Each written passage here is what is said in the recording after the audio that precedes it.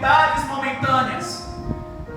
Se quando nós vamos ler a primeira carta de Paulo aos Coríntios, nós vemos que a igreja ali de Corinto estava um pouco que perdida nos seus ensinamentos, estava um pouco que perdida naquilo que Cristo deixou para nós. E quando Paulo escreve sobre a segunda carta, a igreja ela já estava um pouco mais equilibrada, ela já estava conseguindo seguir, ela já estava conseguindo caminhar. Porém, eu acredito que naquele momento ainda existiam cristãos, ainda existiam pessoas que estavam ali, que seguiam o que Cristo deixou, que se preocupavam demais com as aflições, que se preocupavam demais com as tribulações. Eu quero iniciar da seguinte forma. Não se preocupe. Não se preocupe. Nós acabamos de vir de um treinamento ali em Ribeirão do Lago. E um dos versículos que foi falado ali é um versículo que eu amo. É o versículo que diz: vinde a mim, todos que estáis cansados e oprimidos, e eu vos aliviarei. Agora imagine comigo. Jesus ele diz: vinde a mim todos os cansados e oprimidos, e eu vos aliviarei. Alguém cansado já dá aquela sensação de peso, sabe? Aquele negócio. Agora imagine uma pessoa cansada e oprimida. Dependendo da tradução da Bíblia, nós vamos encontrar cansada e sobrecarregada. Não é nem só carregada, é sobrecarregada. É uma pessoa que não suporta mais nada, é uma pessoa que não está aguentando mais respirar, é uma pessoa que está prestes a desistir de tudo. Quem sabe não existem pessoas aqui nesse momento hoje. E Jesus ele podia muito bem, reconhecendo esse momento dessas pessoas, ele podia muito bem falar: fica aí porque eu vou até você, não se esforce, você já está cansado demais, já está cansada demais, já viveu muita coisa, já participou de muita coisa, já sofreu muito, fica aí que eu vou até você. Mas não, Jesus ele diz: vinde a mim.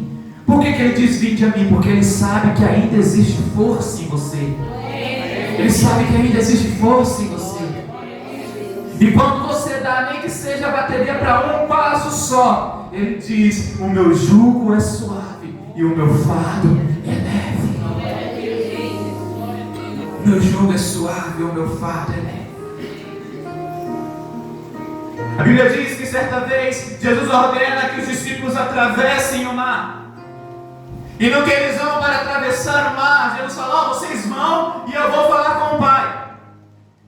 E quando eles estão atravessando o mar, quando eles estão cumprindo a ordem do próprio Cristo, a Bíblia diz que uma tempestade pega eles no meio do caminho. Mas espera aí, eles não estavam cumprindo aquilo que o próprio Cristo falou? Eles não estavam cumprindo aquilo que o próprio Deus falou? Por que uma tempestade pegou eles no meio do caminho? Eles estavam seguindo uma ordenança. E quantas vezes, pastora Lúcia, nós nos vemos numa situação semelhante? Estamos cumprindo aquilo que foi aconselhado pela pastora, por direcionamento de Deus. Estamos cumprindo aquilo que Deus falou para nós, muitas vezes através de uma pregação. Estamos cumprindo, estamos seguindo, mas mesmo assim vem as tempestades.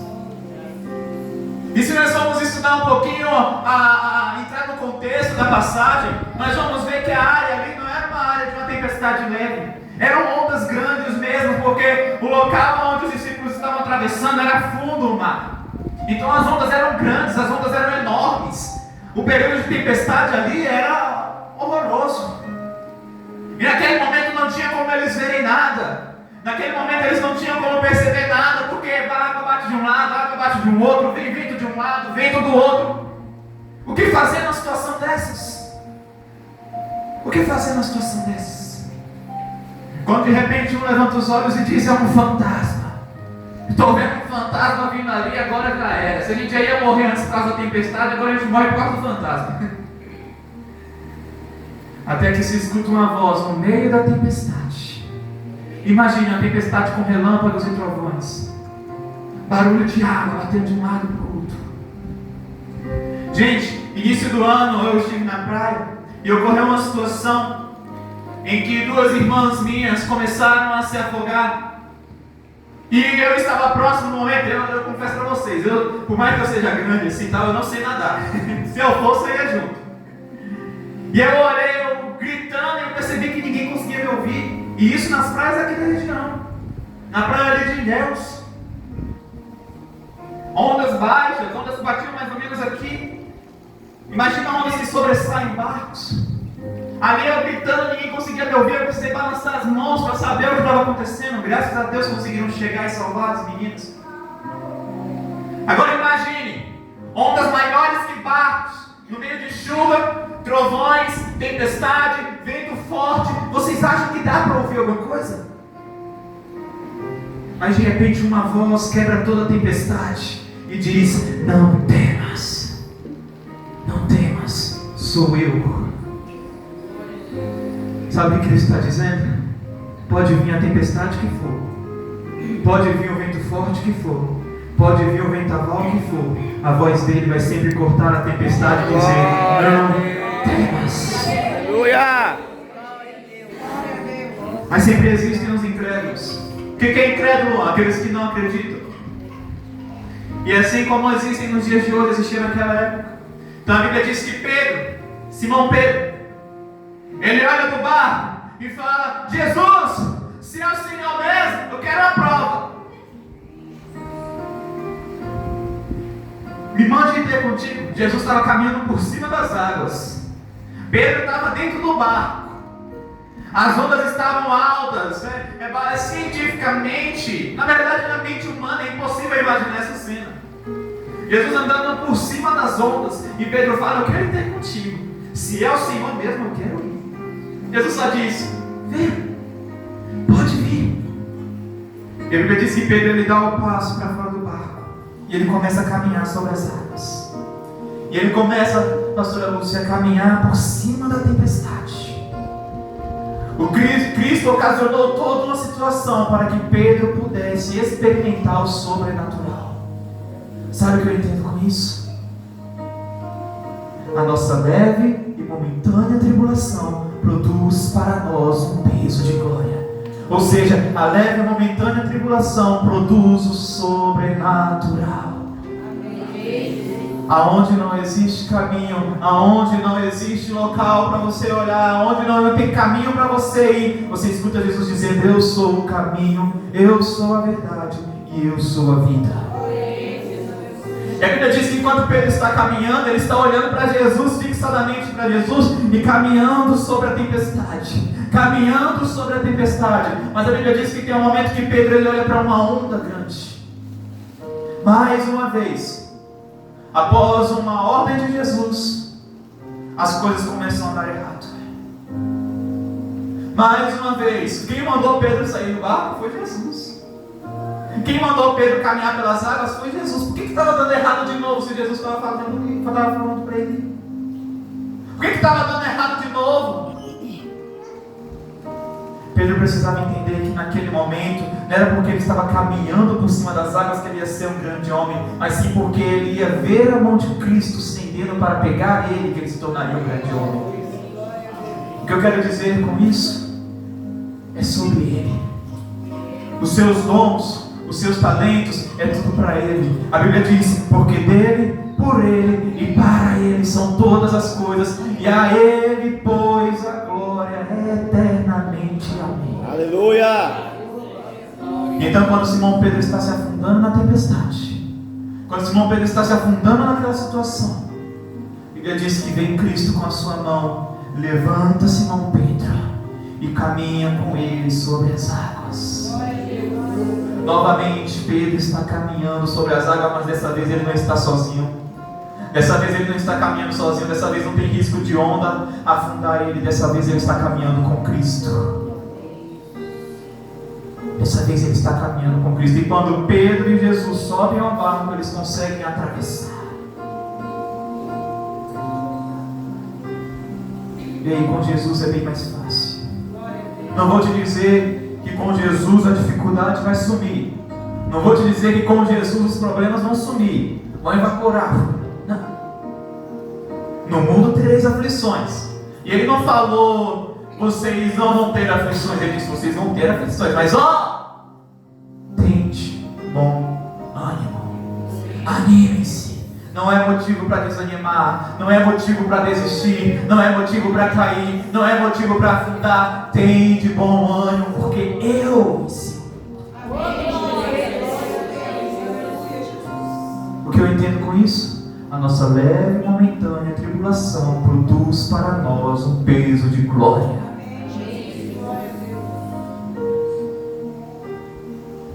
Missionário Luan, o que você está querendo dizer com isso tudo? Eu não conheço basicamente ninguém aqui. Conheço a pastora Lúcia, assim, mais de vista. Conheço os pastores, pastor Jonatas, pastora Ariane, pastora Marisa. Eu não sei qual é a situação que você tem passado esses dias. Eu não sei o que tem te feito, muitas vezes, passar noites em claro. Eu não sei o que tem feito você, muitas vezes, desanimar até mesmo de falar com Cristo. Para que eu vou falar com Jesus? Ele não responde. Eu não sei o que tem feito, muitas vezes, você andar preocupado. Muitas vezes com um sorriso no rosto, mas com a alma amargurada.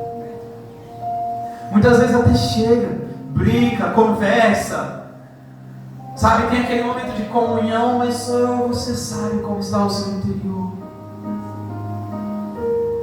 Jesus está dizendo para você, nesta tarde, nesse finalzinho de tarde, início de noite, a sua leve e momentânea tribulação produz um peso de glória.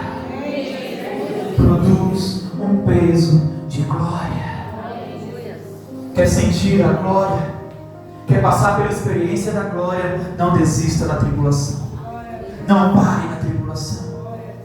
Mas Luan, eu não estou vendo nada acontecer. Aí é onde Paulo completa o versículo. Porque em nenhum momento a Bíblia diz que durante a tribulação nós vamos ver o prover de Deus. E algumas vezes nós conseguimos ver, mas tem vezes que Deus ele faz tudo, vamos colocar assim, em silêncio.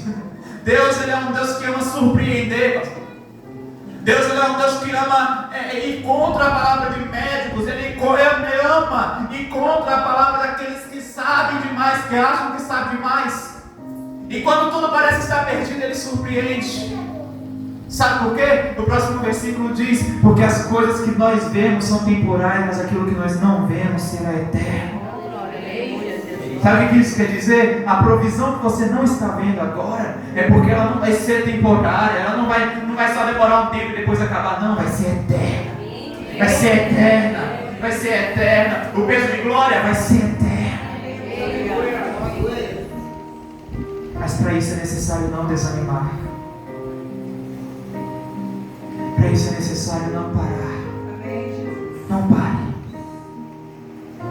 Mas Luan, já caminhei demais. Ei, você aguenta mais um pouco. Mas Luan, já foi demais, estou cansado. A Bíblia diz que Jesus ele foi até o Gólgota por você. E a Bíblia dá o significado de Gólgota. Gólgota significa caveira. Jesus ele foi literalmente até a caveira, até a morte por você. Jesus tinha sido chicoteado. Jesus tinha sido esbofeteado. Ele tinha sido humilhado. Jesus passou as piores humilhações possíveis. Não é só sobre estar numa cruz, não. Jesus estava nu naquela cruz, totalmente sem roupa. As pessoas estavam vendo Jesus totalmente sem roupa. Jesus bebeu água com vinagre na frente de todo mundo. As feridas de Jesus estavam abertas, todo mundo estava vendo as feridas de Jesus. Todo mundo viu o sofrimento de Jesus. E mesmo assim, no final ele olha e ele diz: está consumado. Sabe o que significa estar consumado? Vai valer a pena morrer por ele. Vai valer a pena morrer por ela. E você sabe qual é a boa nova? Ele não permaneceu morto. Ele não permaneceu morto. A Bíblia diz que com a morte ele venceu a morte. Com a morte ele venceu a morte.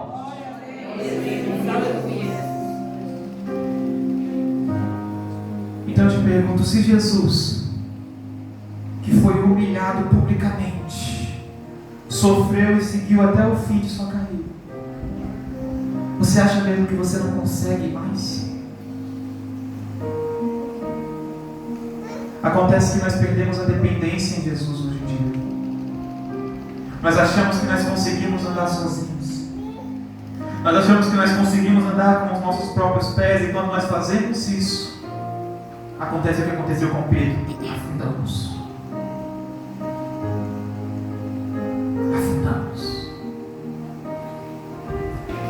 Quando nós tentamos sozinhos, nós afundamos.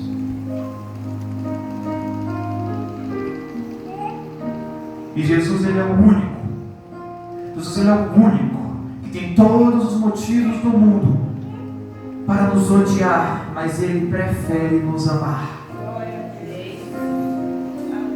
Um grande autor certa vez disse: o Evangelho é o seguinte: nós somos muito piores do que pensamos, mas somos muito mais amados do que conseguimos imaginar. Ei, Jesus não desistiu de você. Jesus não desistiu de você. Você pode olhar para quem está do seu lado, dar um sorriso para essa pessoa e dizer: Jesus não desistiu de você. Mas fala com animação, irmão. Jesus não desistiu da senhora. Ô, glória! Jesus não desistiu de você.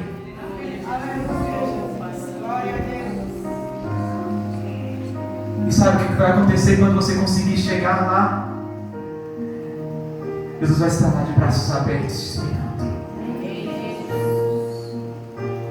Ele vai estar de braços abertos. Eu posso orar para finalizar?